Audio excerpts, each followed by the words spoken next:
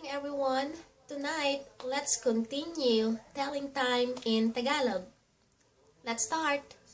And yeah, by the way, if you haven't seen the last video, you can check below for link. From the last video, we learned how to say 12 midnight, 1 a.m., 2 a.m., 3 a.m., 4 a.m., 5 a.m., until 12 noon. And to say 1 a.m., that's alauna ng umaga. 2 a.m., alas 2 ng umaga. Alas 3 ng umaga. Alas 4 ng umaga. Alas 5 ng umaga. Alas 6 ng umaga.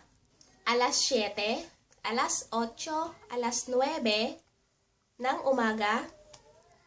Alas 10 ng umaga. Alas 11 ng umaga and 12 noon. Alas 12 ng tanghali. And to say 1 in the afternoon, alauna ng hapon, alas 2 ng hapon, alas 3 ng hapon, alas 4 ng hapon, alas 5 ng hapon. So, if you notice, instead of saying ng umaga, you say ng hapon or in the afternoon.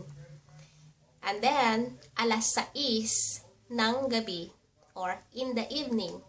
Alas 7 ng gabi. Alas 8 ng gabi. Alas 9 ng gabi. Alas 10 ng gabi. Alas 11 ng gabi, and again, 12 midnight. Alas 12 or hating gabi. Alas 12 ng hating gabi. So, those are the exact time in Tagalog. What about saying, for example, 9:15 or 9:21 or 8:20 in the morning? That would be easy. We just say it in English. But if you wanna say, it's already 8:20 in the morning, you add na. Na. For example, anong oras na? Or what time is it now? And you wanna say, it's already 8:15 or it's already 8:21 in the morning. 8:21 na. Or 8:15 na. And if you wanna say, if you were asked, anong oras na? And you wanna say, it's exactly 9 in the morning or exactly 9. Eksaktong alas 9. Saktong exactly 9 a.m.